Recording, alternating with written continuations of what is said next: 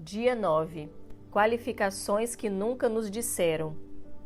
Em nossa igreja temos o líder de célula que discipula o líder em treinamento e temos o discipulador de líderes que discipula os líderes de célula. Gostaria de falar a respeito deste último. Como um discipulador de líderes é constituído? O primeiro critério, evidentemente, é a multiplicação.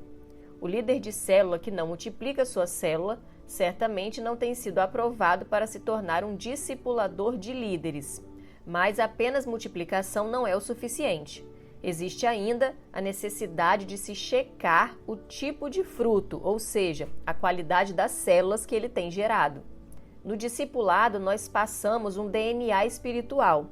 Por isso, precisamos ter muito cuidado com o tipo de discipuladores que são levantados dentro da igreja. Quero sugerir aqui uma série de perguntas que servirão de base para a avaliação de cada discipulador de líder de célula em nosso meio. 10 perguntas cruciais. Número 1. As suas células seguem o padrão estabelecido pela igreja? Normalmente, um discipulador de líderes possui sob a sua autoridade e supervisão uma quantidade mínima de 3 células. Evidentemente, devem ser 3 células com 3 líderes distintos, pois se ele lidera as 3, ele não é um discipulador, apenas ocupa um cargo para ter um título. Essas células devem reproduzir o padrão da igreja.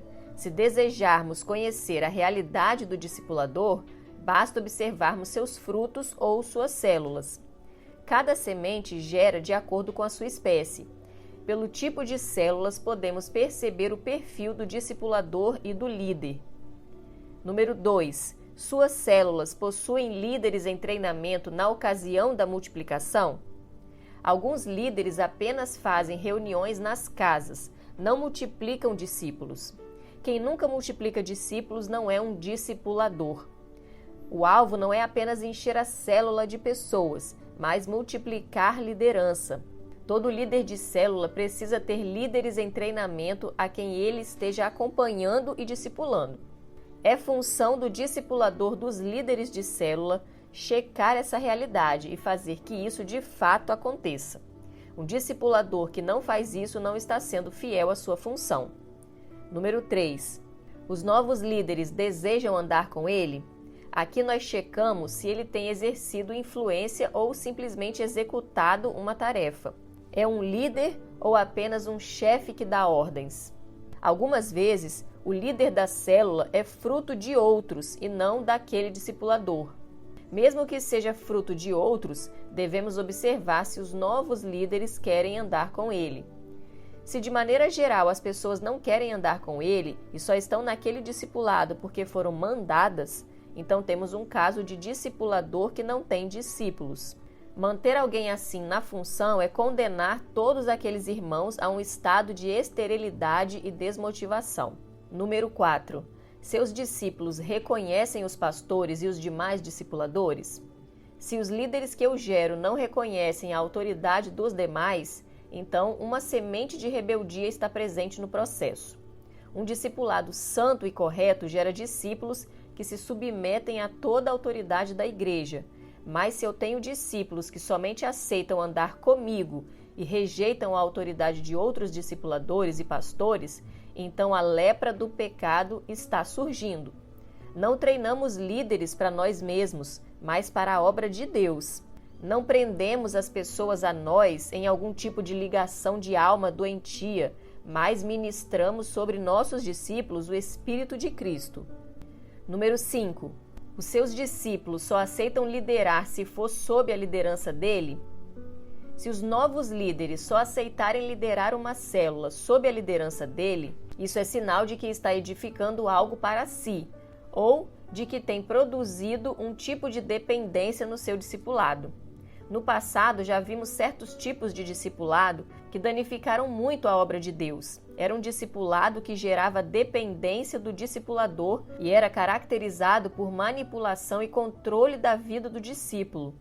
Algumas pessoas jamais se sujeitam a esse tipo de coisa, mas muitas gostam e até estimulam o discipulador para que haja assim. Esse é um perigo ao qual precisamos estar atentos sempre. Número 6. Seus relatórios são reais ou possuem informações maquiadas? Informações maquiadas são sinal de que o discipulador está procurando apenas uma posição e não a realidade ministerial. Não podemos tolerar entre nós pessoas interessadas apenas em um emprego ou um título ministerial. Essa é uma situação que desqualifica completamente um discipulador e o faz passível de disciplina. Número 7. Ele repete os ensinos dos pastores sem constrangimento? Quem não consegue ensinar aquilo que aprendeu com você não pode ser seu discípulo. Precisamos ser cuidadosos com aqueles que desejam ser originais, desprezando as origens.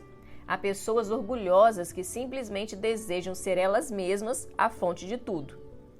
Sentem-se mal por terem de pregar ou reafirmar algo ensinado pelos pastores, ou terem de pregar seguindo o esboço preparado pelos seus líderes. Há alguns que se sentem constrangidos de serem chamados de discípulos. Jamais se referem ao seu líder como seu discipulador, por enxergarem na relação algo de humilhante. Tais pessoas são arrogantes e precisam ser corrigidas. Se continuarem assim, não podem discipular alguém, muito menos os líderes de células. Número 8. Ele veio para a igreja com um grupo de irmãos e os continuou liderando? Se alguém vem para a igreja com um grupo, o melhor é colocar esse grupo sob a liderança de outro e levar aquele líder para outra célula, onde possa assimilar a visão como praticamos. Quando isso não acontece, esse líder pode tornar-se um problema. Ele pode se sentir dono daquele grupo ou transformar seu grupo em uma pequena congregação particular dentro da igreja. Dá para perceber que esse é o embrião de uma divisão. Se ele recusar submeter-se, esse é o sinal de que não é discípulo e, portanto, não pode ser discipulador.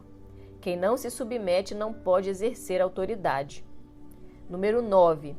Você sente que ele é um discípulo genuíno? Se ele é discípulo de outro pastor, mas acabou vindo andar com você, meio na marra, ele pode vir a ser um problema. É muito estranho quando encontro líderes em nosso meio pregando exatamente como certos pregadores da televisão.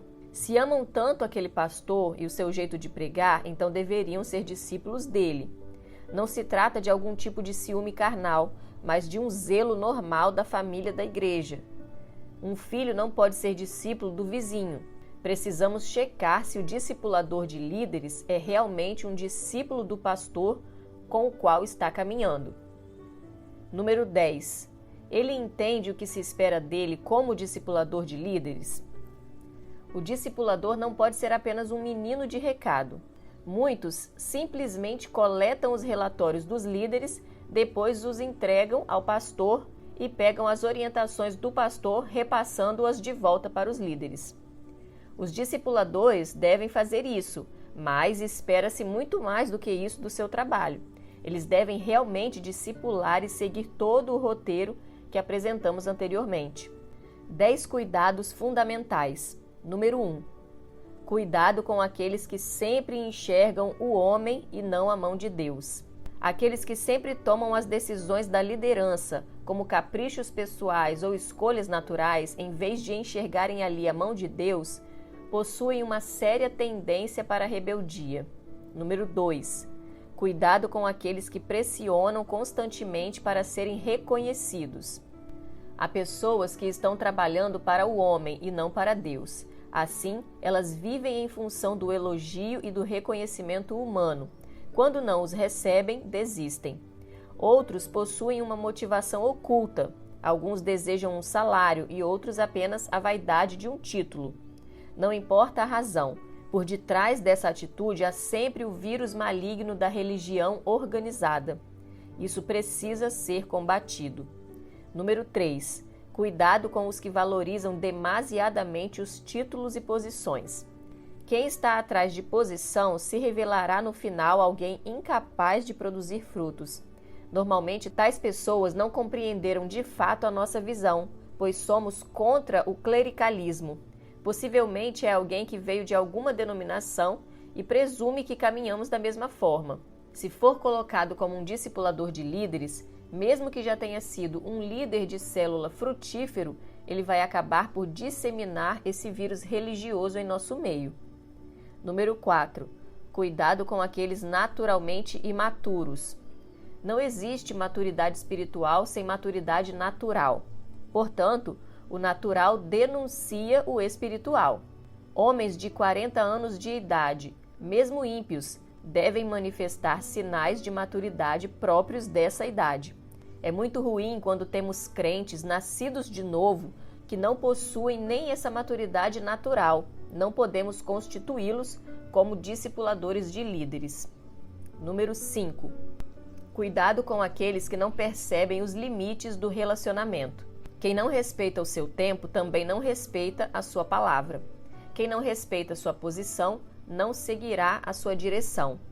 Alguns imaginam que você deve estar à disposição deles 24 horas por dia.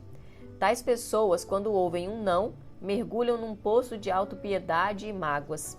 Sentem-se rejeitadas quando não têm aquilo que desejam na hora que desejam. Isso é algo que pode ser corrigido com um pouco de trabalho, mas se esses comportamentos continuarem por muito tempo, acabarão por desmotivar os demais membros da equipe. Número 6. Cuidado com aqueles que o idealizam. É evidente que eles vão se decepcionar. O problema é saber qual será a reação deles quando isso acontecer. Normalmente, essas pessoas são rápidas para fazer afirmações sérias como: eu tenho uma aliança com você e jamais o abandonarei. Número 7. Cuidado com aqueles que sempre reclamam do preço. Precisamos de líderes que rejeitam a autopreservação. Quem reclama do preço muito provavelmente não quer pagá-lo. Tome isso como um princípio para selecionar seus discípulos. Quem acha caro demais não paga. Ah, não, estão cobrando demais, exigindo demais. Tem que multiplicar, tem que levar pessoas ao encontro, fazer treinamento. Quem é que aguenta? Quem vive pechinchando, querendo baratear o preço, ou seja, nada de cobrança, de multiplicação, de pressão, de alvo, de oração, de levar alguém a algum lugar. Uma pessoa assim não deveria compor a sua equipe. Não é meramente uma questão de abaixar o preço, mas da completa anulação do mesmo, ou seja, não querem pagar nada. Você quer escolher seus discípulos? Escolha os que acham que vale pagar o preço, que olham e dizem confiadamente: vale, eu vou pagar. Jesus disse: ninguém que, tendo posto a mão no arado, olha para trás, é apto para o reino de Deus. Lucas 9:62. Número 8. Cuidado com aqueles que nunca abrem a sua vida. É estranho que uma pessoa nunca passe por problemas, crises ou tentações.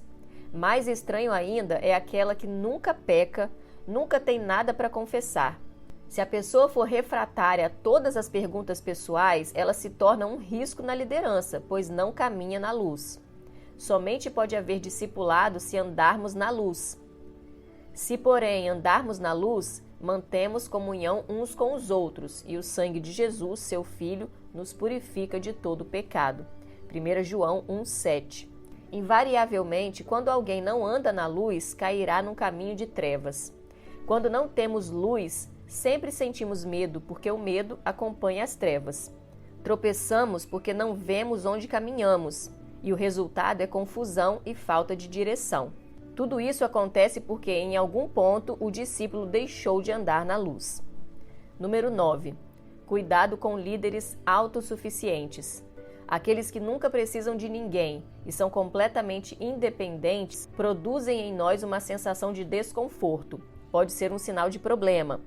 No começo de um relacionamento de discipulado, podemos incorrer em 2 erros básicos.